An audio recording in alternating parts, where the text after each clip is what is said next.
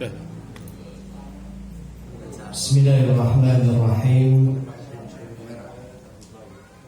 Assalamualaikum warahmatullahi wabarakatuh. Innal hamdalillah nahmaduhu wa nasta'inuhu wa nastaghfiruh wa na'udzu billahi min shururi anfusina wa sayyiati a'malina. Man yahdihillahu fala mudilla lahu wa man yudlil fala hadiya lahu.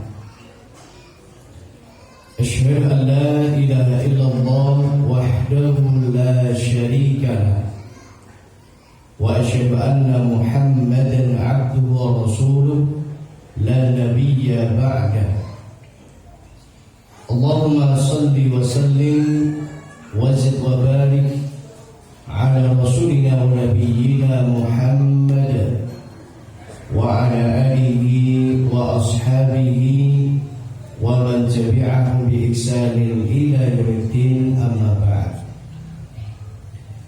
Ibu-ibu, bapak-bapak, mas-mas, mbak-mbak, ikhwan wa akhwatillah, seluruh jamaah kajian Kamis malam Jumat, rahimani wa rahimakumullah. Semoga Allah Subhanahu wa taala senantiasa memberikan hidayah, rahmat dan taufiknya kepada kita semuanya. Amin ya rabbal alamin. Alhamdulillah, kita bersyukur kepada Allah di malam hari ini kita masih diberikan kesempatan oleh Allah untuk kita hidup di dunia ini. Kesempatan kita untuk kita memperbanyak ibadah dan amal salih. Kesempatan kita untuk memperbanyak istighfar, bertobat kepada Allah Subhanahu wa taala. Karena boleh jadi ini adalah merupakan kesempatan kita yang terakhir untuk kita bertobat kepada Allah Subhanahu wa taala. Oleh karena itu, kita senantiasa berdoa dan memohon kepada Allah Subhanahu wa taala, semoga Allah Subhanahu wa taala senantiasa menerima seluruh ibadah dan amal saleh kita dan mengampuni seluruh dosa-dosa kita semuanya. Amin ya rabbal alamin. Jemaah rahimani wa rahimakumullah. Alhamdulillah, kita pun bersyukur kepada Allah dengan izinnya dan dengan nikmat yang telah diberikan Allah Subhanahu wa taala. Pada malam hari ini Allah Subhanahu wa taala kumpulkan kita semua di tempat yang terbaik, di tempat yang dicintai Allah Subhanahu wa taala. Sebagaimana sabda Nabi sallallahu alaihi wasallam, ahabbul bilad ila Allahi masajiduha.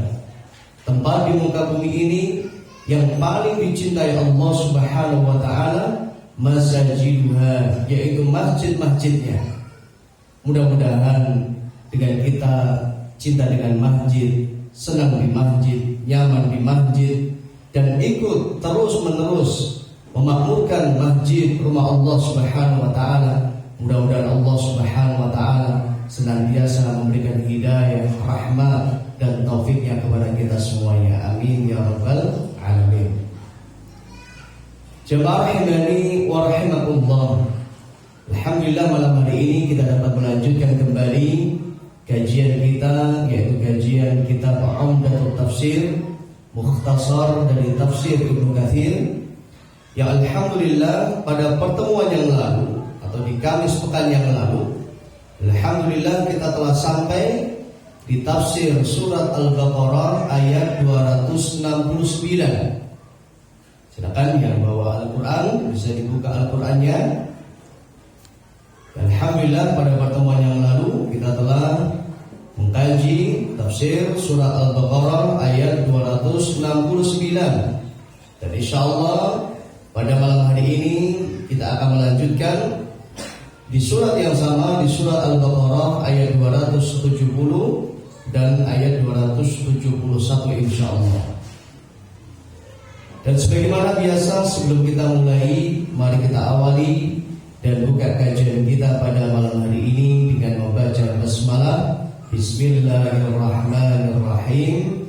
Kita berdoa memohon kepada Allah semoga apa yang kita kaji, apa yang kita pelajari pada malam hari ini menjadi ilmu yang manfaat, ilmu yang barokah untuk diri kita, untuk keluarga kita, dan untuk seluruh kaum muslimin. Amin ya rabbal alamin. Dan juga untuk khusus ikhwan, silakan diisi yang depan dulu supaya nanti yang datang terlambat tidak duduk di teras masjid. Monggo maju Pak Derti dan yang lain, Pak Gunawan. Yang belakang juga ikut maju supaya nanti yang telat bisa ngisi soft di dalam masjid.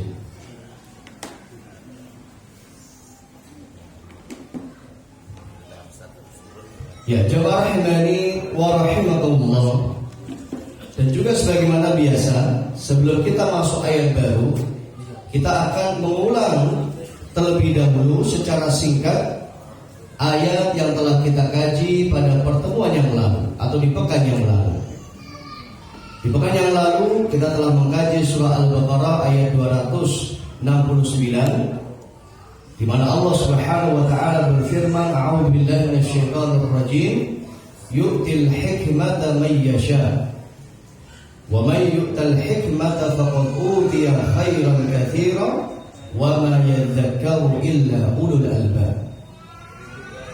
Yu'til hikmata man yasha. Allah Subhanahu wa taala memberikan al-hikmah man yasha kepada orang-orang yang dikehendakinya. Dan kemarin sudah kita kaji banyak sekali ya pendapat dari para ulama, para sahabat tentang makna arti dari al-hikmah. Dan pendapat jumhur ulama atau pendapat mayoritas para ulama yang disebut al-hikmah di sini adalah tidak hanya khusus pada kenabian saja. Tapi hikmah di sini adalah pemahaman yang benar tentang agama dan juga pemahaman yang benar tentang Al-Qur'anul Karim. Nah, ini adalah hikmah. Dan pemahaman yang benar tentang agama ini adalah merupakan salah satu bukti bahwa seorang hamba Allah Subhanahu wa taala menginginkan padanya kebaikan. Jadi di antara tanda seorang hamba senantiasa mendapatkan kebaikan dari Allah atau Allah inginkan kepadanya kebaikan-kebaikan, maka Allah Subhanahu wa taala jadikan ia faqih atau faham dalam urusan agama. Nabi sallallahu alaihi wasallam bersabda, "May yuridillahu bihi khairan yufaqihuhu fid-din." Barang siapa yang Allah inginkan baginya kebaikan, jadi barang siapa yang Allah inginkan baginya kebaikan, dan tentu kebaikan ini adalah sesuatu yang kita butuhkan. Kita ingin agar senantiasa hidup kita penuh dengan kebaikan-kebaikan, dijauhkan dari keburukan-keburukan. Oleh karena itu di antara doa yang sering kita baca adalah kita memohon kepada Allah, Rabbana atina fid dunya hasanah wa fil akhirati hasanah wa qina adzabannar. Ini adalah doa memohon kebaikan. Ya Allah, berikanlah kepada kami kebaikan-kebaikan di dunia dan juga kebaikan-kebaikan di akhirat. Wa qina adzabannar, dan jauhkan kami dari azab neraka. Di antara kebaikan-kebaikan di dunia banyak sekali. Di antara salah satunya adalah rezeki dari Allah Subhanahu wa taala, dimudahkan dalam menempuh jalan untuk meroleh atau mencari rezeki. Kemudian juga dimudahkan Allah Subhanahu wa taala dalam segala urusannya. Kemudian dijauhkan dari musibah, dijauhkan dari malapetaka, dijauhkan dari wabah. Ini yang terbaru, mudah-mudahan Allah Subhanahu wa taala senantiasa memberikan penjagaan kepada anak-anak kita dari sebuah penyakit yang sangat mengerikan, ya, yaitu penyakit apa? Gagal ginjal. Jadi sekarang ini lagi marah, ya, lagi rame-ramenya banyak anak-anak kecil yang meninggal dunia, ya, dan meninggal dunia itu adalah apa? Gagal ginjal. Dan di antara salah satu sebabnya, informasi dari BPOM, ya, informasi adalah karena apa? Obat dari sirup. Jadi ada obat-obat tertentu yang memang seharusnya tidak dikonsumsi oleh anak-anak, dan ternyata obat itu selama ini biasa dikonsumsi oleh anak-anak. Ya, dan informasi itu baru sampai ke kita semua pada saat ini, ya, pada pekan-pekan ini. Lalu kemana sebelum-sebelumnya? Dan ini adalah di antara hidayah petunjuk dari Allah Subhanahu wa taala. Alhamdulillah, Allah mudahkan ya bahwa ini bisa ditemukan dan bisa segera diantisipasi.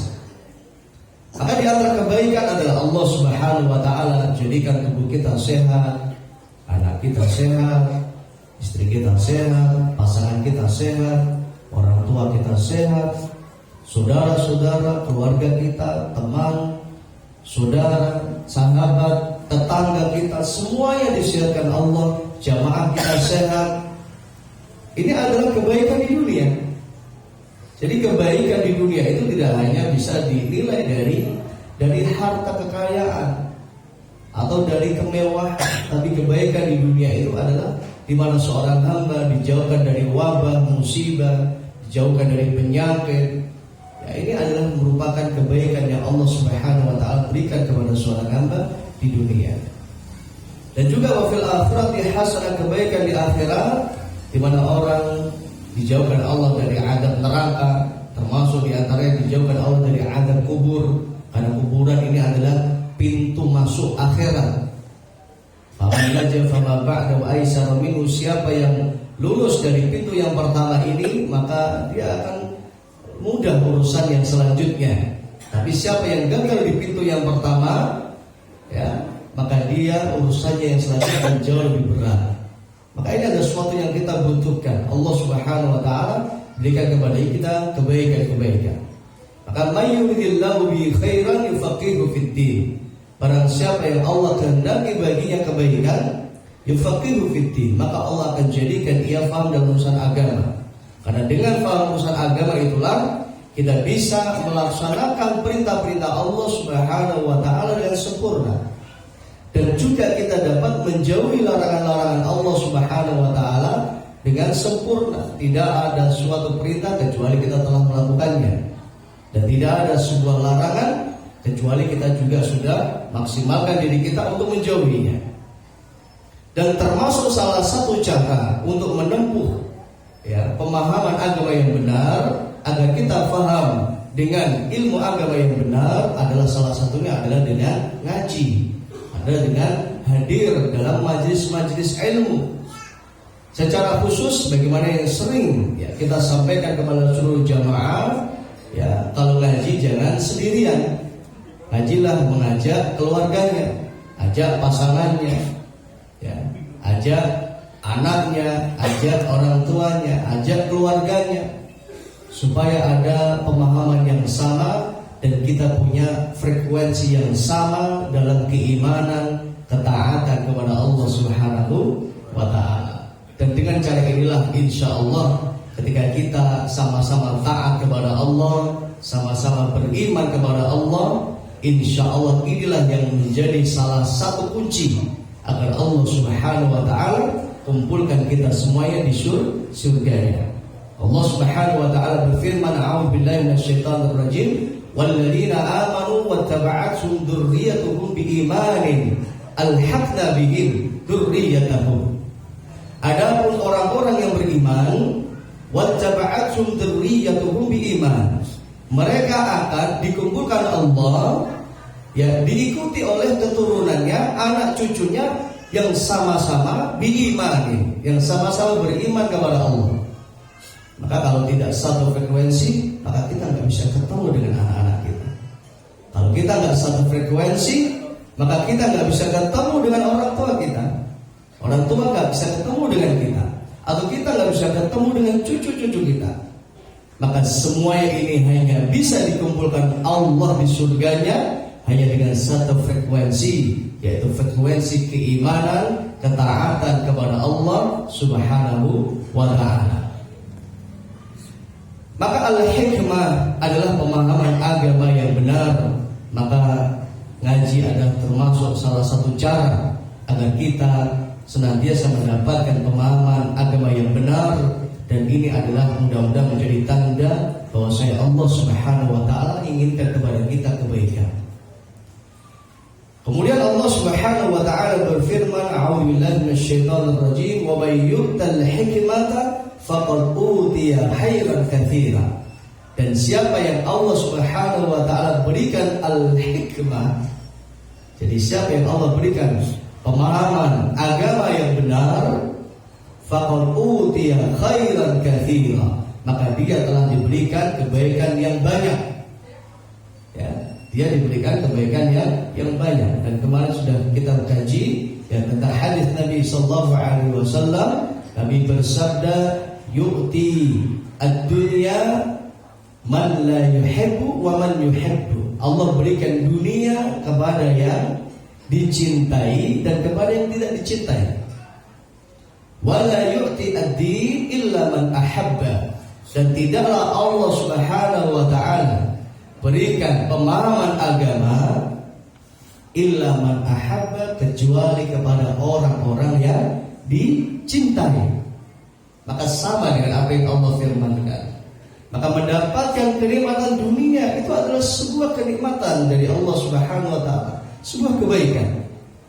Tapi siapa yang Allah berikan pemahaman agama yang baik, pemahaman agama yang benar, maka ia akan mendapatkan kebaikan yang jauh lebih besar daripada orang yang hanya diberikan Allah dunia.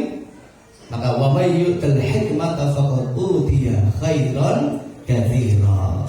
Siapa yang diberikan al-hikmah, maka dia telah diberikan kebaikan yang banyak. Wa may yadzakkaru illa ulul albab. Dan tidaklah orang mengingat hal ini, mentafakuri, mentadabburi, menghayati ayat-ayatnya dan mengamalkan, menerapkan dalam kehidupan sehari-hari, illa ulul albab. Ini hanya dilakukan oleh orang-orang yang Allah Subhanahu wa taala berikan akal. Jadi hanya orang yang berakal, mereka lah yang mampu menggunakan waktu-waktunya untuk menempuh jalan agar ia mendapatkan pemahaman agama yang benar, yaitu al-hikmah, sebagaimana yang Allah firmankan dalam surah Al-Baqarah ayat 269. Jemaah rahimani wa rahimakumullah. Kemudian di ayat yang selanjutnya, silakan dibuka surah Al-Baqarah ayat 270. Allah Subhanahu wa taala berfirman, a'udzubillahi minasyaitonir rajim, wa ma anfaqtum min nafaqatin aw nazartum min nadrin fa innallaha ya'lamu. Wa ma anfaqtum min nafaqatin aw nazartum min nadrin fa innallaha ya'lamu. Apa saja yang telah kalian infakkan. Jadi apa saja yang telah kita infakkan, baik yang sedikit maupun yang banyak, baik yang itu mungkin sesuatu yang berharga bagi diri kita, atau itu menjadi merupakan sesuatu yang tidak berharga. Jadi ada orang yang menginfakkan dan ini adalah sesuatu yang sangat berharga baginya. Dan ada orang yang menginfakkan sesuatu yang ini nggak begitu butuh. Kadang-kadang daripada nggak manfaat di diriku, mending tak kasihkan. Saya misalnya dapat hadiah apa? Hadiah sepeda motor, hadiah kulkas, hadiah AC atau hadiah TV atau apa? Daripada nggak begitu manfaat untuk diri itu, mending tak infakkan, tak berikan ke yang lain. Jadi ada orang yang menginfakkan sesuatu yang penting untuk dirinya dan menginfakkan sesuatu yang tidak begitu penting untuk dirinya. Menginfakkan sesuatu yang sedikit atau menginfakkan sesuatu yang banyak. Au nazartum min nadri. Nanti kita akan sedikit banyak kita akan mengkaji tentang nazar, termasuk kafaratnya. Fa innallaha ya'lamu. Maka Allah Subhanahu wa taala yang mengetahuinya. Jadi berapa yang kita infakkan, sedikit atau banyak, berharga atau tidak bagi kita, ini Allah yang tahu. Dan ini sering saya sampaikan. Jadi Allah Subhanahu wa taala tahu berapa harta yang kita miliki. Ya, Allah Subhanahu wa taala tahu berapa harta yang kita miliki. Sekalipun misal kita tidak melaporkan harta kekayaan. Jadi cara khusus biasanya para pejabat itu biasanya setiap tahun ada apa? Laporan harta kekayaan, LHK ya. Apa?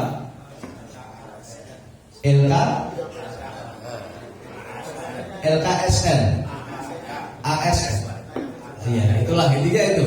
Jadi melaporkan harta kekayaan, termasuk seluruh aset-aset, ya, aset rumah, aset tanah, ya, properti, apapun, ya, itu semuanya dilaporkan setiap tahun paling tidak, ya.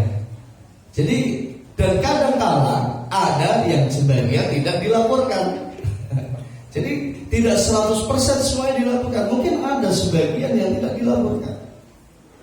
Ya, jadi sekalipun ya tidak diketahui oleh orang lain, Allah Subhanahu wa taala tahu. Kenapa? Karena yang ngasih rezeki itu siapa? Allah Subhanahu wa taala. Allah yang kasih rezeki kepada kita. Termasuk apa yang ada di dompet kita punya uang berapa, ya kan? Berapa yang kita infakkan itu Allah tahu. Ya, sedikit atau banyak Allah tahu.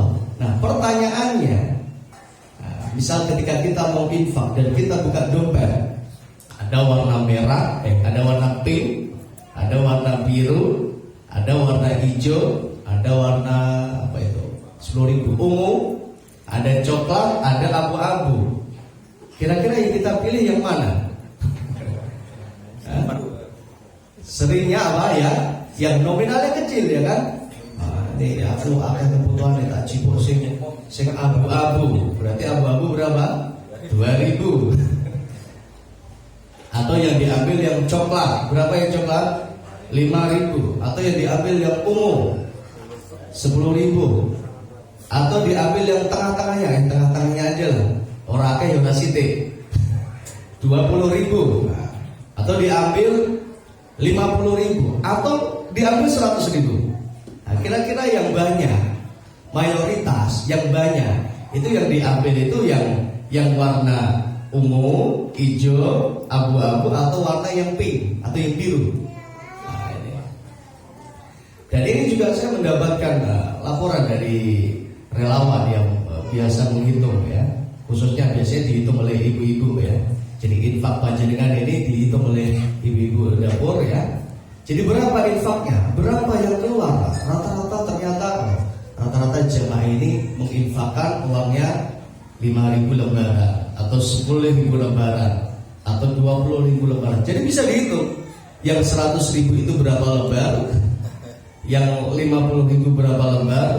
Yang 20.000 berapa lembar? 10.000 berapa lembar? 5.000 berapa lembar? Nah, untuk saat ini mayoritas angka tertinggi yang paling banyak itu yang 10.000 dan 5.000. Jadi kalau kita lihat itu yang 10.000 itu tinggi, 5.000 tinggi. Yang 100.000 itu hanya yang terbaru kemarin 100.000 itu hanya 1 lembar. Nah ini.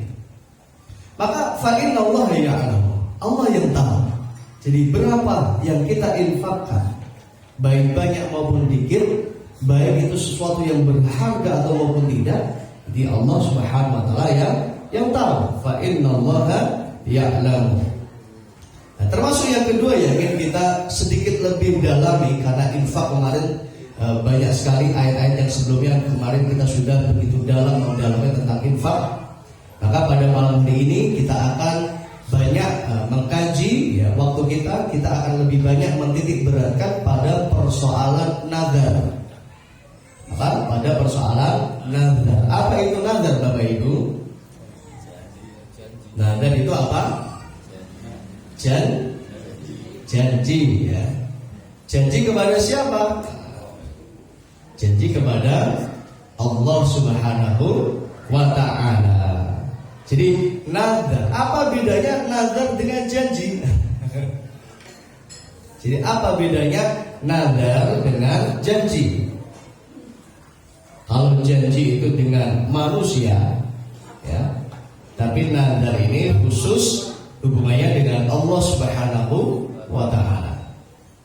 Jadi siapa yang bernazar, ya, dia berjanji terhadap sesuatu, untuk melakukan sesuatu, dan ingatlah bahwasanya janji ini hubungannya antara dia dengan Allah Subhanahu wa Ta'ala.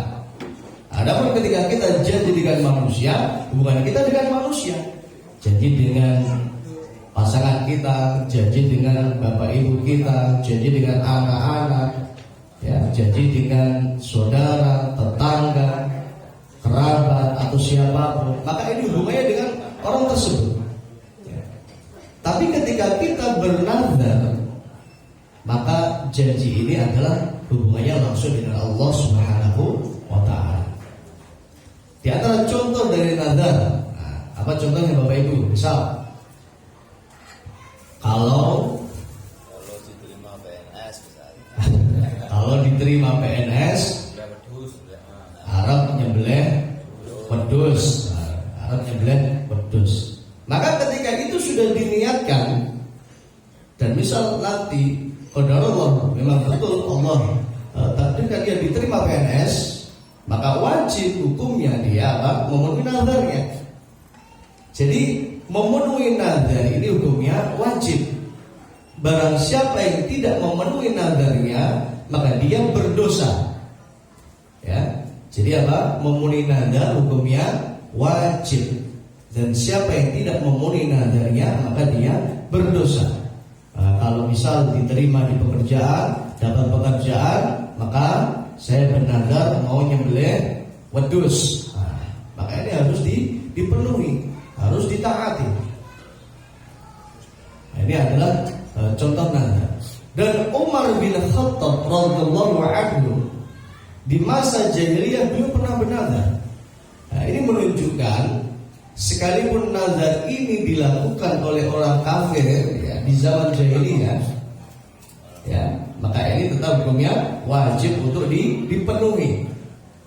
Jadi di masa jahiliyah ketika Umar ini masih kafir, belum masuk Islam, ini Umar bin Khattab radhiyallahu anhu pernah bernazar.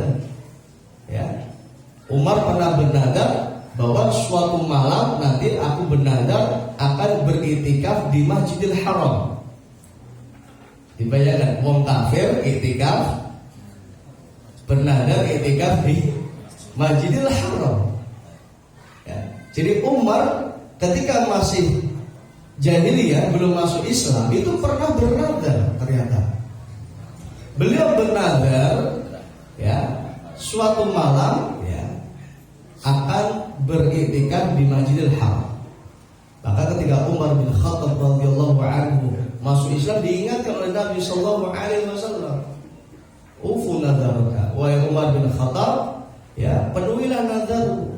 Kau telah bernazar dulu, ya, apa ingin iktikaf di Masjidil Haram, maka penuhilah nazarmu, karena itu hukumnya wajib. Nabi sallallahu alaihi wasallam, ya, beliau bersabda, "Man nadhara an yuti'a Allah falyuti'hu." Barang siapa yang bernazarnya untuk dalam rangka taat kepada Allah, ya, mendekatkan diri kepada Allah, falyuti'hu, maka hendaklah dia mentaati atau hendaklah dia menunaikan nazarnya. Wa man nazara an ya'siyahu, barang siapa yang bernazar untuk bermaksiat, wah, aku ini nak diterima PNS atau dapat pekerjaan, arat konco-konco arat takjak mabuk, takjak karaokean misal gitu. Boleh nggak Bapak Ibu? Tidak boleh. Ya, sekalipun ini nazarkan, maka haram hukumnya untuk dipenuhi. Karena ini nazar dalam rangka untuk bermaksiat. Jadi yang wajib dipenuhi adalah nazar dalam rangka ketaatan, dalam rangka untuk beribadah atau mendekatkan diri kepada Allah. Adapun nazar yang dalam rangka untuk bermaksiat, melakukan sesuatu yang diharamkan Allah, maka hal ini hukumnya haram.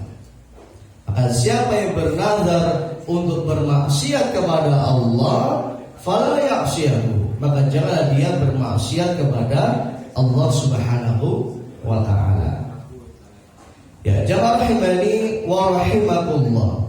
Persoalan nazar di dalam Al-Qur'anul Karim banyak sekali disebutkan. Salah satunya di antaranya di surat Al-Baqarah ayat 270 ini. Au nazartum min nadrin fa innallaha ya'lamu.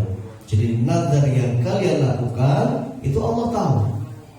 Jadi yang tahu kita nazar atau tidak siapa?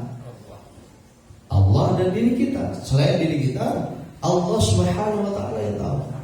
Jadi mungkin pasangan kita nggak tahu, atau orang tua kita nggak tahu, anak-anak kita nggak tahu. Ketahuilah bahwasanya ketika kita telah bernazar, bahwa apa yang kita nadarkan itu diketahui oleh Allah Subhanahu wa ta'ala. Kemudian juga dalam surat Al-Insan, Allah berfirman ayat 7, Allah berfirman, a'udzubillahi minasyaitonir rajim, innal abrara yashrabuna min ka'sin kana mizajuha kafura. Sungguhnya al-abrar, orang-orang yang baik, orang-orang yang beruntung, orang-orang yang selama hidupnya mereka taat kepada Allah, yaitu orang-orang yang saleh, yashrabuna min ka'sin kana mizajuha kafura. Nanti di surga mereka akan minum min ka'sin, dari ka'as, dari gelas, kana mizajuha kafura, yang dimana air yang dia minum itu adalah air kafur. Air kafur ini adalah air dari surga. Aina yashrabu biha ibadullah yufajjirunaha tafjira. Aina yashrabu biha ibadullah, di mana mata air ini hanya diminum oleh ibadullah, hamba-hambanya Allah, orang-orang yang taat kepada Allah, yang hanya bisa minum air surga. Yufajjirunaha tafjira, di mana surga itu mengalir deras. Apa sebab mereka bisa merasakan kenikmatan surga ini? Sebabnya di antara adalah yufuna bin nadri, karena mereka selama di dunia mereka selalu memenuhi nadarnya. Yufuna bin nadri wa yakhafuna yawman kana syarruhu mustatira.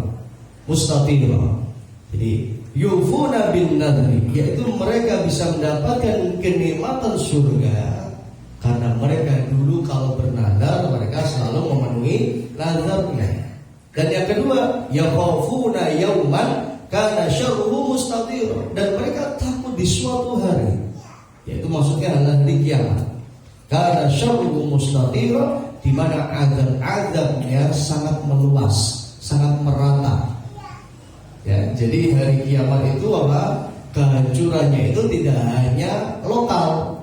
Ya, kehancuran alam semesta, ya, kesulitan di hari kiamat tidak hanya dirasakan oleh penduduk lokal aja, nggak dirasakan orang Indonesia. Atau misal sing akeh maksiate Amerika, berarti sing merasakan kepedihan atau kengerian hari kiamat hanya orang Amerika. Enggak, semuanya merasakan, seluruh dunia alam semesta ini. Ya, maka sangat merata. Jadi orang yang memenuhi nazar dan mereka takut dengan hari kiamat, mereka lah yang akan mendapatkan kenikmatan Allah Subhanahu wa ta'ala di surganya, sebagaimana yang disebutkan dalam surat Al-Insan ayat 7. Kemudian di dalam ayat yang lain Allah Subhanahu wa ta'ala berfirman, a'udzubillahi minasyaitonir rajim, wal yufu nudurahum, dan hendaklah mereka memenuhi nazarnya. Nah, maka ini adalah perintah. Maka perintah ini hukumnya wajib. Jadi memenuhi nazar hukumnya wajib. Siapa yang tidak memenuhi nazarnya, maka dia berdosa. Dan orang yang tidak memenuhi nazar ada kafaratnya. Jadi kafarat nazar, ya, apa Bapak Ibu?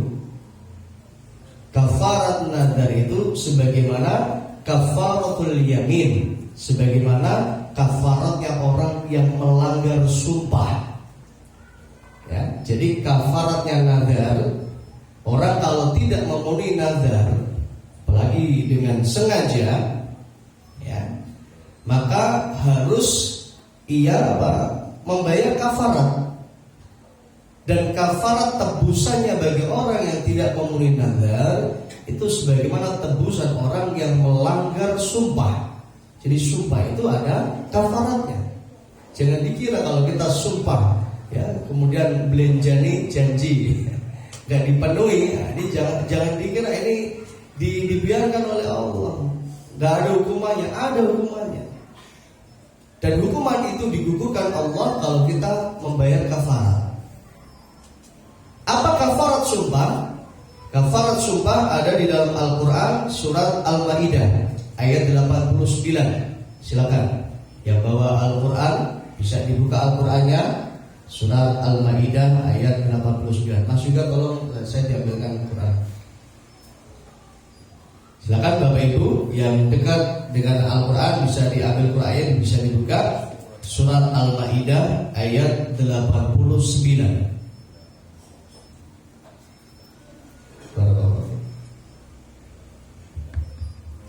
Surah Al-Maidah ayat 89.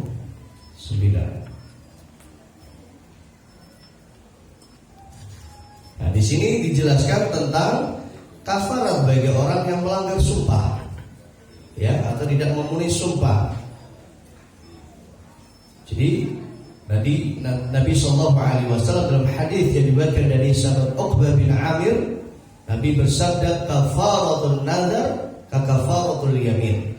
Jadi kafaratnya orang yang melanggar, ya, dari melanggar nazar, ya, sama dengan orang yang melanggar sumpahnya. Adapun orang yang melanggar sumpah, ya, kafaratnya di dalam Al-Quran, ya, surat Al-Maidah ayat 89 Allah Subhanahu wa taala berfirman, a'udzubillahi minasyaitonir rajim, la yu'akhidhukumullahu billaghwi fi aymanikum walakin yu'akhidhukum bima 'aqadtumul ayman. Jadi Allah Subhanahu wa taala yang menghukum kalian karena kalian tidak memenuhi janji atau melanggar sumpah. Fakafaratuhu, adapun kafaratnya, jadi kafarat orang yang sumpah, ya, kadang orang ini sidik-sidik sumpah, ya kan, nggak boleh ya sedikit-sedikit sumpah kecuali dalam urusan yang sangat penting. Jadi kita nggak boleh bermudah-mudahan untuk bersumpah. Bahkan termasuk sumpah yang dilarang oleh Allah, yang dicela oleh Allah adalah orang yang sengaja bersumpah untuk melariskan dagangan. Jadi disebutkan dalam hadis bahwa orang yang bersumpah untuk melariskan dagangan, maka dia tidak akan mendapatkan rahmat kasih Allah di akhirat. Wala yanzuru ilaihim, tidak dilihat oleh Allah Subhanahu wa taala. Wala yuzakkihim, dan tidak akan disucikan oleh Allah Subhanahu wa taala di hari kiamat. Salah satu sebabnya adalah karena di dunia sering bersumpah. Demi Allah, gak kutu-kutu semene ya, misal. Ya, iki wis ditowo uang, sumpah dia.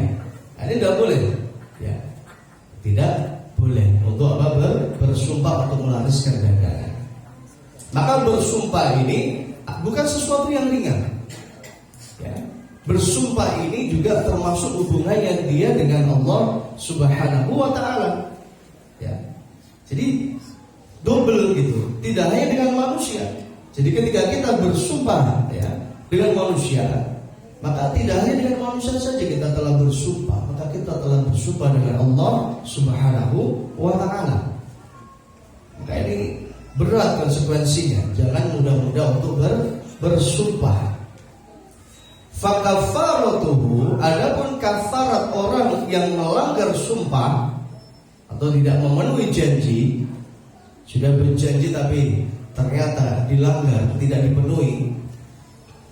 Fakafaratuhu it'amu asyarati masakin. It'amu asyarati masakin, memberikan it'am, memberikan ta'am, makanan, asyarati masakin kepada 10 orang miskin. Tapi enggak hanya sekedar makanan. Lihat ayatnya. min awsati ma tut'imun, yaitu makanan yang terbaik sebagaimana kalian makan. Jadi makanan yang terbaik bagi kita apa? Yang kita paling senang. Maka itulah yang diberikan kepada orang-orang miskin. Jangan sekedarnya. Bayangin aku miskin, wenes kucing wae misal. Padahal biasa makan sego gadul. Maka ini enggak boleh yang semacam ini. Jadi kafarat memberikan makan 10 orang miskin ini ada perinciannya, ada persyaratannya dalam ayat ini. Min awsati ma tut'imun, makanan yang terbaik yang biasa kalian makan. Bukan makanan yang biasa. Ya. Jadi makanan yang awsat. Awsat ini yang terbaik. Sebagaimana hadis Nabi sallallahu alaihi wasallam, fa idza sa'altum fasalul jannah fasalul firdaus. Apabila kalian meminta, berdoa, maka berdoa agar kau dapatkan firdaus. Surga firdaus. Fa innahu awsatu wa a'lal jannah. Karena surga firdaus adalah surga yang awsat, surga yang terbaik. Wa a'lal jannah, dan surga yang paling tinggi. Maka awsat di sini adalah makanan yang terbaik. Apa makanan yang terbaik yang kita makan? Itulah kafarat ketika kita melanggar sumpah. Nah, itu diberikan kepada berapa orang miskin? Asyarati masakin, kepada 10 orang miskin, min awsati ma tud'imu, dari makanan terbaik yang kalian bisa makan. Ahlikum aw kiswatuhum, ahlikum, yaitu itu adalah makanan yang biasa kalian makan atau biasa kalian berikan kepada keluarga kalian, kepada istri, kepada anak. Itu berikan juga sama kepada orang miskin. Jangan dibeda-bedakan. Nah, itu sekali lagi, jangan beda-bedakan. Kalau kita makan nasi gandul, ya dikasih nasi gandul. Dan bukan kita makan nasi gandul, mereka kita kasih nasi kucing. Ya. Nasi kucing, enggak seperti itu. Ahlihum au kiswatuhum. Au kiswatuhum. Yang kedua, atau kalau tidak memberikan makan kepada 10 orang miskin, yang kedua au kiswatuhum, atau memberikan pakaian kepada 10 orang miskin. Dan tentu pakaiannya juga pakaian yang terbaik, bukan pakaian gombal mukio di weneno, ya, pakaian bekas. Ya iki rodok bolong iki kok jenos dhewe ya. Nah, iki wingi ora sengaja suwek.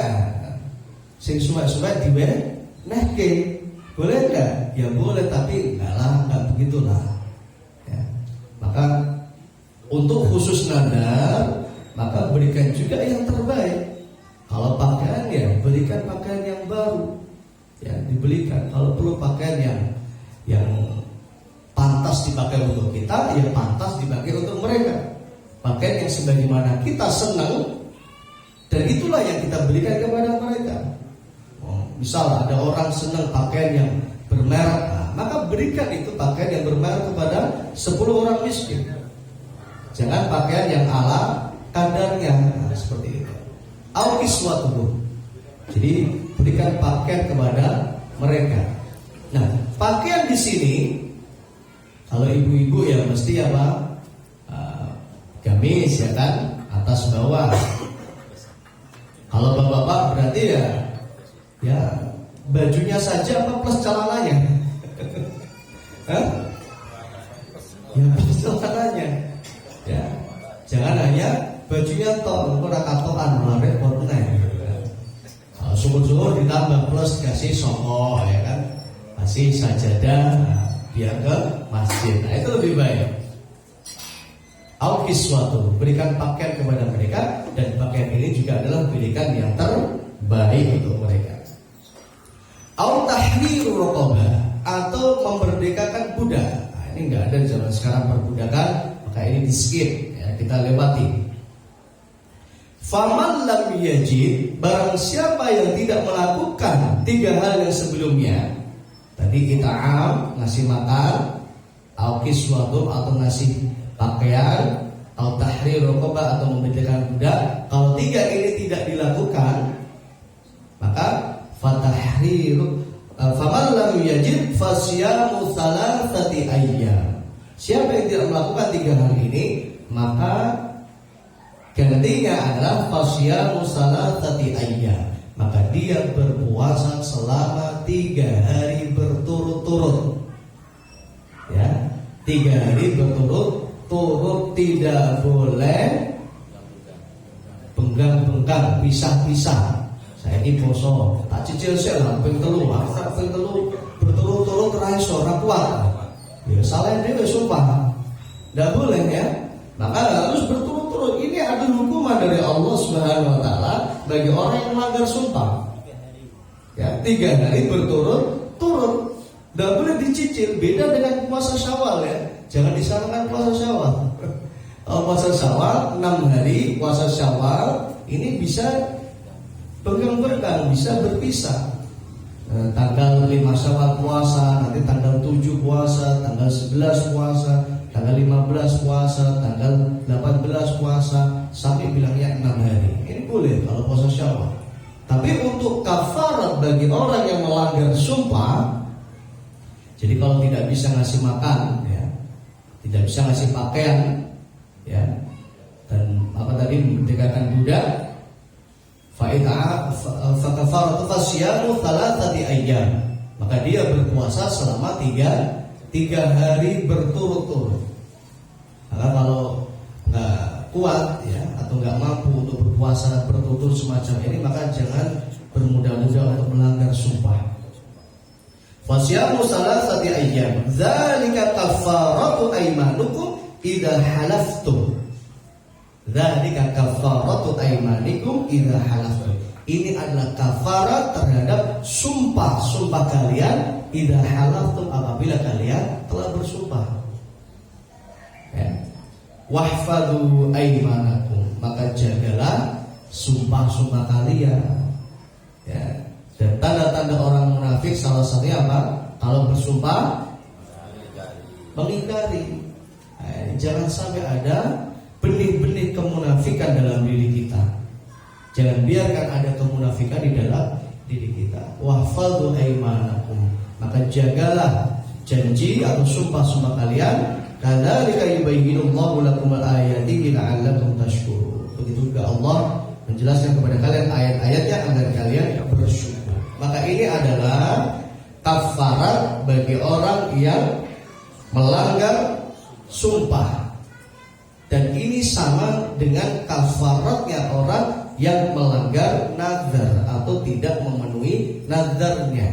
Dalam hadis tadi yang diriwayatkan dari sahabat Uqbah bin Amir radhiyallahu anhu, Nabi sallallahu alaihi wasallam bersabda, kafaratun nadri kafaratul yamin. Jadi kafaratnya orang yang bernazar tapi tidak dipenuhi itu sama dengan kafaratnya orang yang melanggar sumpah.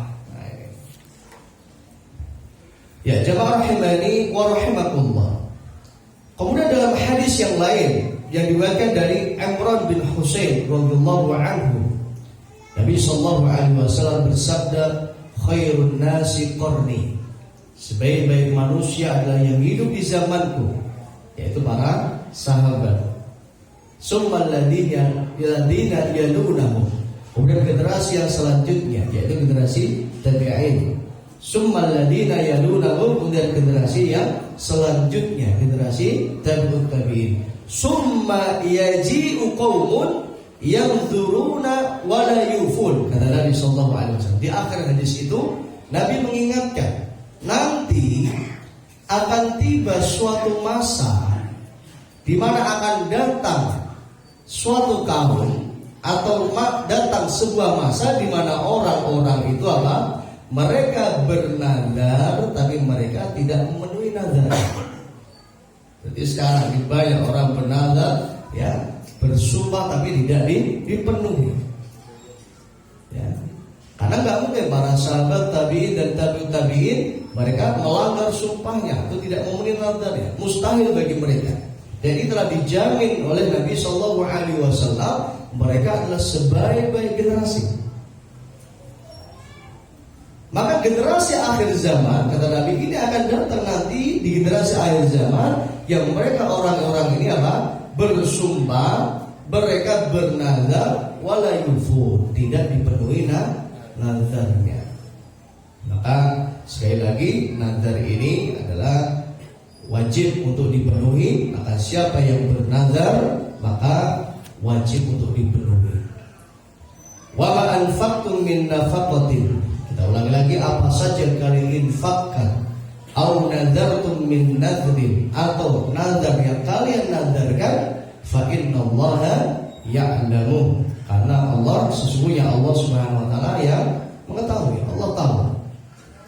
Wa ma lidzalimina min ansar, dan tidak ada penolong bagi orang-orang yang berbuat zalim. Nah, di sini Allah sifatkan, ini penting.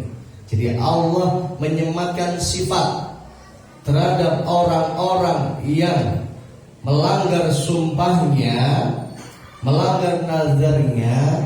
Ini termasuk orang-orang yang zalim.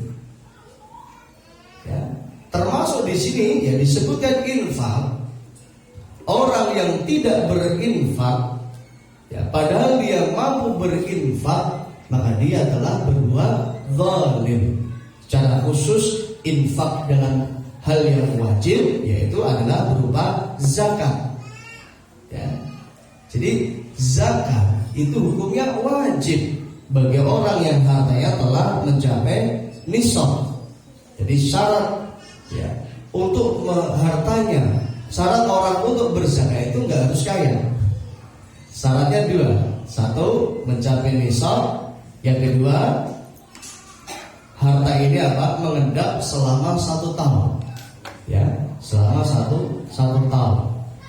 Apabila harta ini, ya misal di bulan ini ya tanggal 27 Oktober ya, atau tanggal 15 Ramadan misal 15 Ramadan hartanya telah mencapai nisab, maka ditunggu sampai tahun depan 1 tahun, sama di tanggal 15 Ramadan. Apabila di tanggal 15 Ramadan hartanya sama telah mencapai nisab, maka dia wajib untuk mengeluarkan zakat. Ya, wajib untuk mengeluarkan zakat. Apabila tidak mencapai nisab, maka tidak ada kewajiban zakat. Ya, tidak ada kewajiban zakat. Misal hartanya sudah disedekahkan sebelumnya, sudah diinfakkan sebelumnya, atau sudah ikut program wakaf atau apa. Kemudian ketika tanggal 15 Ramadan, ya penghitungan zakat, dihitung harta kekayaannya ternyata tidak mencapai nisab, maka tidak wajib mengeluarkan zakat. Itu kalau tidak mencapai nisab. Kalau masih mencapai nisab, maka saat itulah wajib dia mengeluarkan zakat. Nah, dalam rangka seperti inilah ya, seperti inilah orang apabila dia telah mencapai nisab, maka dia dikatakan telah mampu untuk berzakat. Maka orang yang tidak berzakat, maka mereka termasuk kategori orang yang zalim. Orang yang zalim. Karena harta 2,5% yang harus dia zakatkan itu bukan haknya. Dia telah mengambil haknya fakir miskin. Dia telah mengambil haknya fuqara, telah mengambil haknya asnafus tsamaniyah. Maka disinilah Allah sebutkan masukkan mereka termasuk orang-orang yang zalim. Dan orang yang zalim hati-hati. Di sini tegaskan Allah, wa ma lil zalimina min ansar. Dan bagi orang-orang yang zalim tidak ada pertolongan. Bagi orang-orang yang berbuat zalim tidak akan ditolong oleh Allah Subhanahu wa taala. Termasuk kezaliman yang dikhawatirkan oleh Nabi sallallahu alaihi wasallam adalah perbuatan syirik. Ya, kezaliman yang besar adalah perbuatan syirik. Allah Subhanahu wa taala berfirman dalam Al-Qur'an, "A'udzu billahi minasyaitonir rajim, inna syirka la dzulmun 'adzim." Sesungguhnya perbuatan syirik adalah merupakan kezaliman yang besar. Kezaliman yang besar. Karena dia telah berbuat zalim tidak hanya dengan makhluk. Dia tidak berbuat zalim dengan manusia, tapi dia berbuat zalim dengan Allah Subhanahu wa ta'ala, yang harusnya dia iyyaka na'budu wa iyyaka nasta'in, hanya kepadamu kami menyembah ya Allah, hanya kepadamu kami memohon pertolongan. Tapi ternyata dia juga meminta tolong kepada selain Allah Subhanahu wa ta'ala. Ya, jadi minta tolong kepada Allah dan juga minta tolong kepada selain Allah. Ya, minta tolong kepada jin, kepada syaitan. Nah, ini ada perbuatan syirik. Dan kesyirikan di zaman sekarang ya jauh lebih parah daripada kesyirikan yang dilakukan di masa jahiliyah. Kesyirikan di masa jahiliyah itu hanya dilakukan apabila mereka dalam kondisi terdesak, dalam kondisi mereka kesyirikan di zaman jahiliyah hanya mereka lakukan ketika dalam kondisi yang tenang, santai. Tapi ketika dalam kondisi yang terdesak, kondisi yang mereka benar-benar membutuhkan, mereka memintanya kepada Allah Subhanahu wa ta'ala. Allah Subhanahu wa ta'ala berfirman di dalam Al-Qur'an, a'udzubillahi minasyaitonir rajim, fa idza raqibu fil fulki da'awallaha mukhlishina lahud-din. Jadi dulu orang-orang jahiliyah itu fa idza raqibu fil fulki, apabila mereka berlayar ya, naik kapal berada di tengah-tengah lautan, da'awallaha mukhlishina lahud-din, mereka berdoa kepada Allah mukhlishina lahud-din, dengan mengikhlaskan hatinya hanya berdoa kepada Allah Subhanahu wa ta'ala. Karena mereka tahu bahwa tidak ada yang bisa menyelamatkan kecuali hanyalah Allah Subhanahu wa ta'ala.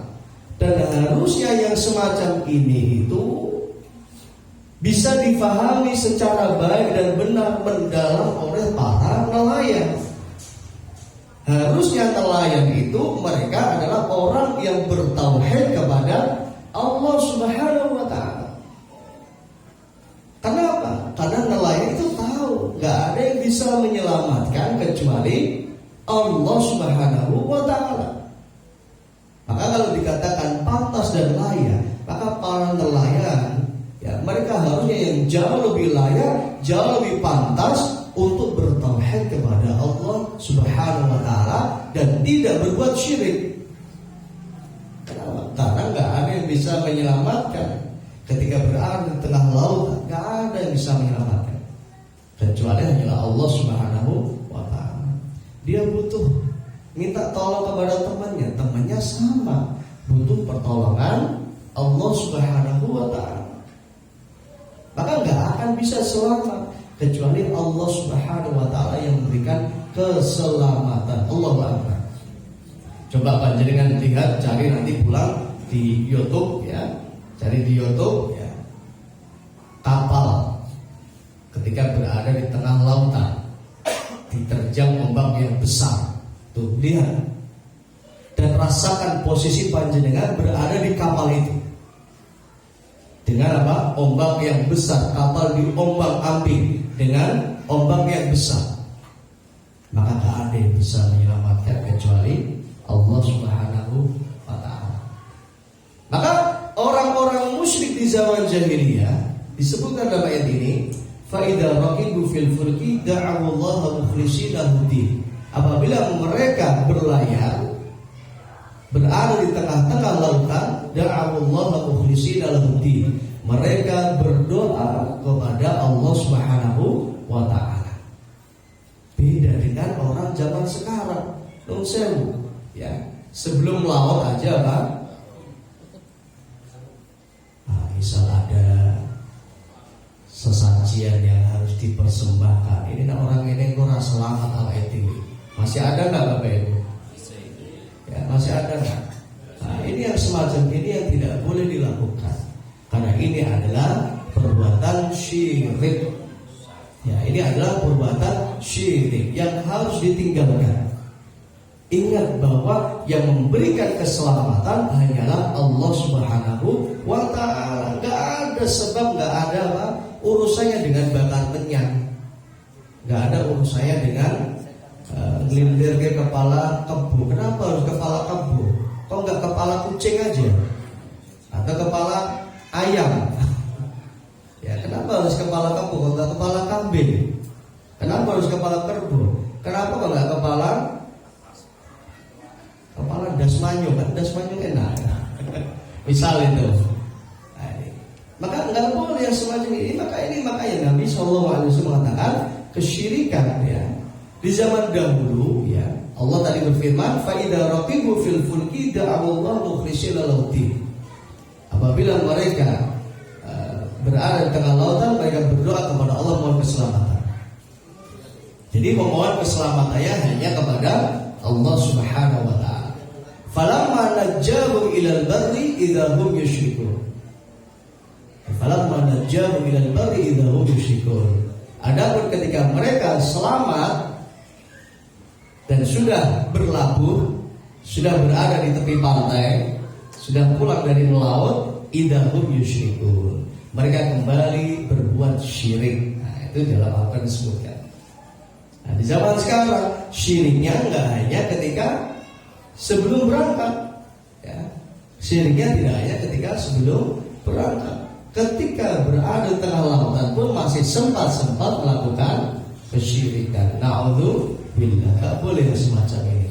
Termasuk yang sampai saat ini masih ada keyakinan, ya, sebuah keyakinan bahwa tidak berani ya menangkap ikan melaut di bulan Suro. Nah, makanya di bulan Suro ini iwa-iwa raono atau mungkin ono pun harganya mahal di pasar. Itu larang ini iki Suro durawani laut. Nah, ya semacam juga nggak boleh. Ketika kita meyakini ada kekuasaan selain Allah Subhanahu wa taala yang bisa memberikan kecelakaan kepada kita, kemudaratan kepada kita, maka ini juga adalah kesyirikan. Maka tidak boleh, ya. Maka perbuatan syirik ini adalah sebuah kezaliman. Inna syirka la dzulmun 'adzim. Semuanya perbuatan syirik adalah kezaliman yang besar. Allah Subhanahu wa taala juga berfirman dalam ayat yang lain, A'udzubillahi minasyaitonir rajim. Innahu man yusyrik billah faqad harramallahu alaihi al-jannah. Ini lebih mengerikan lagi. Supaya mereka yang menyekutukan Allah berbuat syirik, harramallahu alaihi al-jannah. Allah haramkan baginya surga. Faqad harramallahu alaihi al-jannah wa ma'wahu an-nar. Tempatnya di neraka. Wa ma lidh-dhalimina min ansar. Tidak ada penolong bagi orang yang berbuat zalim. Nah, sekali lagi, syirik adalah perbuatan zalim. La in asyrakta la yahbatanna 'amaluka.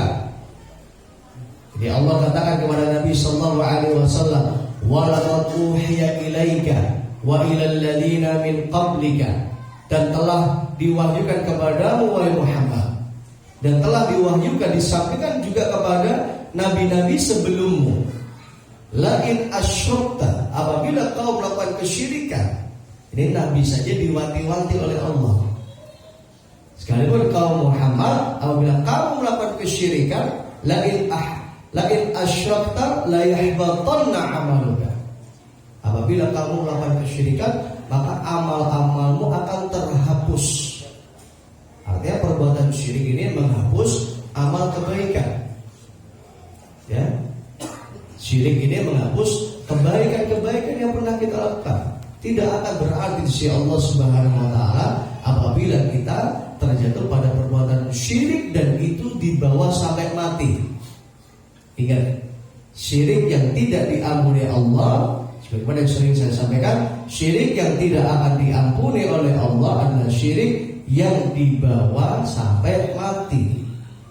Tapi ketika sebelum meninggal dunia, orang yang melakukan kesyirikan ini bertobat kepada Allah, ya, memohon ampunan kepada Allah, bertobat kepada Allah, maka Allah ampuni dosa syiriknya. Ya, Allah ampuni dosa syiriknya. Innallaha la yaghfiru an yushraka bihi wa yaghfiru ma duna dzalika liman yasha. Allah tidak akan mengampuni orang yang melakukan kesyirikan.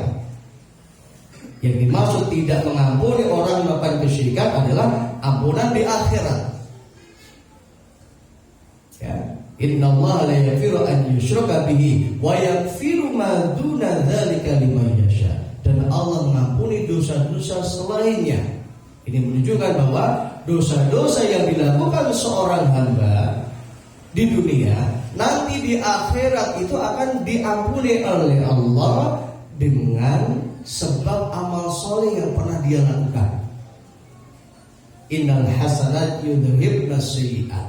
Sesungguhnya kebaikan-kebaikan, ibadah, amal soleh yang kita lakukan itu dapat membersihkan dosa-dosa secara otomatis.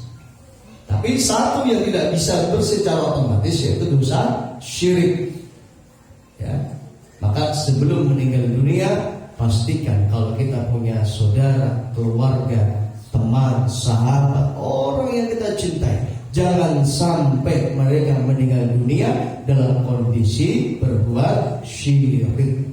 Karena ini tidak akan diampuni oleh Allah Subhanahu wa taala. Innahu man yusyrik billah harramallahu 'alaihi jannah. Allah haramkan bagian neraka. Na'udzubillah. Semoga Allah Subhanahu wa taala jauhkan kita dari kesyirikan. Wa ma lidzalimina min ansar, dan tidak ada ansar. Apa ansar? Ansar apa? Banser? Bukan. Ansar apa? Penolong, ya. Nasrun, nasara yansuru, nasron, artinya pertolongan. Tidak ada pertolongan bagi orang yang berbuat zalim. Ya, tidak ada pertolongan bagi orang yang berbuat zalim. Saya kira ini Bapak Ibu kajian kita pada malam hari ini, ya, ayat 270. Insyaallah kita pekan depan akan mengaji ayat 271. Silakan yang ingin bertanya, masih ada waktu. 1, 2, 3. Monggo, Pak. Terima kasih. Yang pertama, misalnya ada orang bernadar atau berjanji, kemudian lupa ya.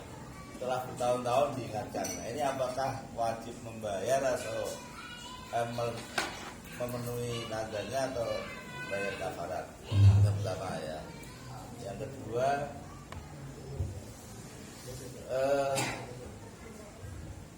orang yang bernadar kemudian tidak dilaksanakan, dia membayar kafarat, sebetulnya bisa dia kasih makan 10 orang atau 9 makan juga bisa, tapi dia milih puasa 3 hari, apakah boleh gitu? Ya. Terima kasih. Ya, barakallahu fiik. Pertanyaan yang pertama, bagi orang yang bernadar kemudian qadarullah lupa, ya kan, dulu nadarnya untuk kerjaan Arab nyembelih kebo, pas oleh kerjaan lali, baru sekarang ingatnya.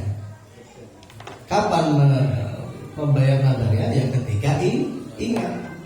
Nah, ketika ingat itulah kita langsung menebus membayar nadar kita. Nah, itu yang pertama. Jadi nggak masalah, ya, nggak masalah karena lupa itu adalah merupakan manusiawi, sunnah kehidupan. Orang namanya hidup mesti lupa.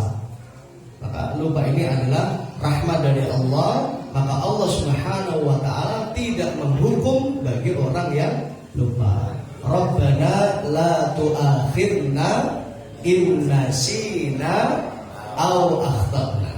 Ya Allah, janganlah Engkau hukum kami ya Allah, in nasina, apabila kami lupa ya Allah, aw akhtana, apabila kami sengaja melakukan kesalahan ya Allah. Artinya jangan sampai hukuman itu datang. Segerakan untuk bertobat kepada Allah Subhanahu wa ta'ala. Jadi yang pertama, apabila orang lupa terhadap nadarnya, sekarang baru ingat, tentu yang pertama adalah beristighfar kepada Allah, ya, kemudian memenuhi nadarnya. Nah, memenuhi nadarnya sebagaimana apa yang dinadarkan. Kemudian yang kedua, Ustaz, misal ada orang tidak mau menempuh yang urutan-urutan tadi. Tadi kan pertama kasih makan 10 orang miskin.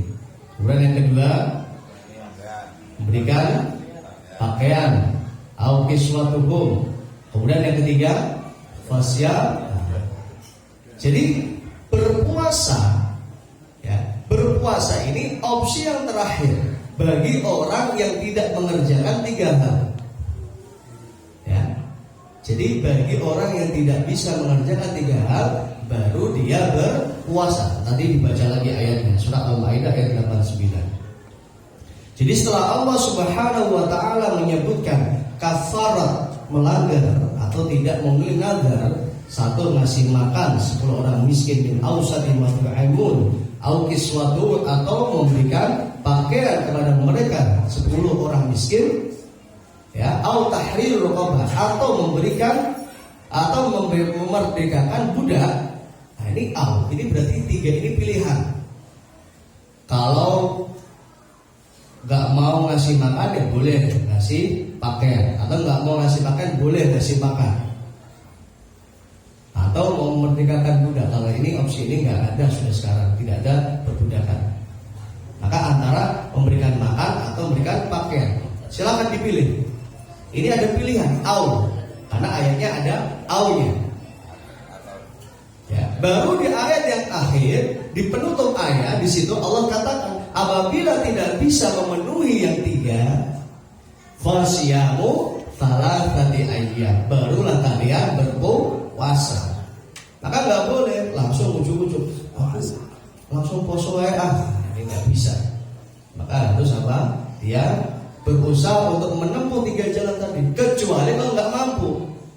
Ada di zaman Nabi Sallallahu Alaihi Wasallam, ini ada orang miskin, ya, sudah miskin nggak tahu diri, ya, di bulan Ramadan, tengah-tengah siang hari Ramadan, berhubungan biologis dengan istrinya. Halaktu imro'ati, ya Rasulullah, aku telah berhubungan dengan istriku. Maka kata Nabi Sallallahu Alaihi Wasallam, sum syahraini mutatabi'ain, puasa 2 bulan secara berturut-turut. Gak mampu ya Rasulullah. Nah, ini gak tahu diri lagi. Kemudian Nabi perintahkan untuk ita'amu sittina miskina, berikan 60 orang miskin makanan. Gak mampu ya Rasulullah. Di Madinah gak ada yang lebih miskin dari itu. Maka Nabi Sallallahu Alaihi Wasallam berinfak, menghadiahkan apa? 1 keranjang kurma kepada orang ini, kemudian sedekahkan kepada keluarga, artinya kepada istri dan anak. Maka ini akan bernilai ita'am. Nah, ini contoh bagi yang memang benar-benar tidak mampu, nggak mampu ngasih makan 10 orang miskin, nggak mampu apa? Berikan pakaian. Barulah kalau memang nggak mampu, puasa 3 hari. Tapi kalau mampu maka harus berpuasa atau harus apa tadi? Berikan makan kepada 10 orang miskin atau memberikan pakaian kepada 10 orang miskin. Ya, surah Al-Maidah ayat 89. Allahu a'lam. Ada lagi? Silakan. Ada orang yang sering kita lihat, kalau ada orang tersebut melakukan sembahyang atau kepergian menghadap ke timur, seperti yang kita lihat Sarto Dharma. Tapi di KTP itu agama Islam, apa itu termasuk syirik? Ya.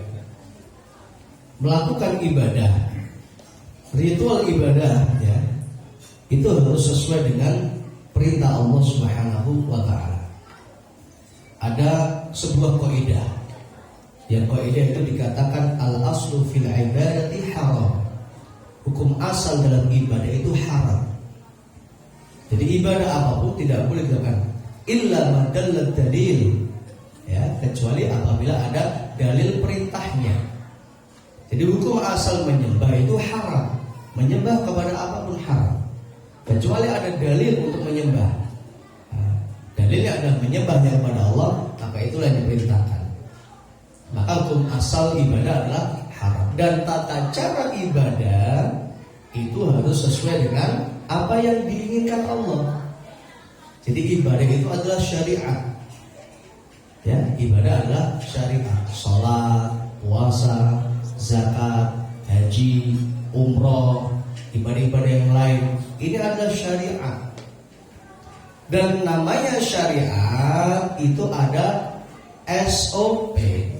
Kalau kita bekerja itu ada SOP-nya, ada standar operasionalnya, ada ketentuan-ketentuan yang mana yang dikerjakan, mana yang dilarang.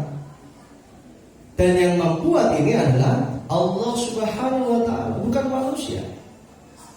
Jadi yang membuat tata cara ibadah itu Allah Subhanahu wa taala. Wa ma yantiqu 'anil hawa. Bahkan apa yang diucapkan oleh Nabi sallallahu alaihi wasallam itu juga bukan keinginan Nabi. In huwa illa wahyu yuha, tetapi itu adalah wahyu dari Allah Subhanahu wa taala. Maka tata cara ibadah harus sesuai dengan apa yang dikehendaki Allah, apa yang telah ditentukan oleh Allah Subhanahu wa taala. Enggak boleh kita membuat ibadah-ibadah selain yang diperintahkan Allah atau tata cara khusus yang tidak diperintahkan Allah Subhanahu wa taala. Maka sebagaimana yang disampaikan Ustaz, boleh enggak gitu ya beribadah ya menghadap ke timur sebagaimana dilakukan oleh orang Sabto Dharma. Nah, ini adalah sebuah pelanggaran syariat. Ini melanggar syariat dan ini nggak boleh, hukumnya haram. Ya, namanya sholat itu menghadap ke kiblat, dan yang ibadah yang dilakukan mereka pun tidak sama dengan ibadah yang diperintahkan Allah Subhanahu wa taala. Maka ini adalah sebuah pelanggaran syariat dan ini tidak boleh dilakukan yang semacam ini. Dosa nggak Ustaz? Ya berdosa. Harus taubat nggak? Ya harus taubat. Di KTP-nya Islam Ustaz. Makanya kemarin ya, oleh orang liberal ya, orang yang hilang akalnya itu diusulkan. Ini diusulkan nanti ada agama kepercayaan, gitu kan? Ini ngawur yang semacam ini. Maka kalau di KTP Islam, maka ya harus sesuai dengan syariat Islam. Sekalipun di KTP-nya Islam, kalau tidak sholat, oke lah di mata manusia Islam, tapi di mata Allah bukan Islam. Wallahu a'lam. Maka ini sebuah komitmen ini harus kita buktikan kepada Allah. Sebagaimana ditulis di KTP kita, di kakak kita Islam, ya harus Islam juga di mata Allah Subhanahu wa taala. Jangan hanya Islam di mata manusia, tapi ternyata enggak Islam di mata Allah Subhanahu wa taala. Na'udzubillah. Ada lagi? Ya. Silakan. Untuk surat Al-Maidah ayat 89 disebutkan sumpah yang dijelaskan tentang kafaratnya, itu termasuk sumpah jabatan, sumpah misalkan jadi ASN ada sumpahnya, atau jadi itu termasuk juga nggak Ustaz? Ya.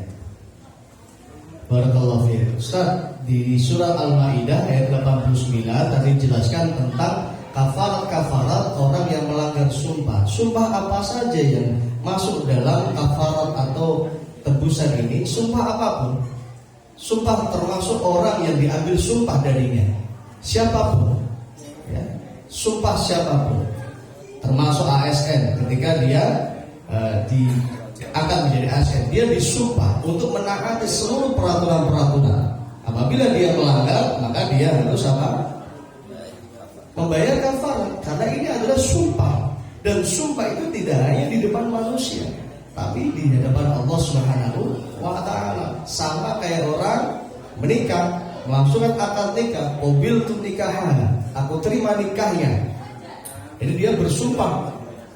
Ya, tidak hanya di depan wali, tidak hanya di depan saksi, tapi dia bersumpah di hadapan Allah Subhanahu wa taala. Suatu saat ketika dia melanggar sumpahnya, maka juga ada kafaratnya.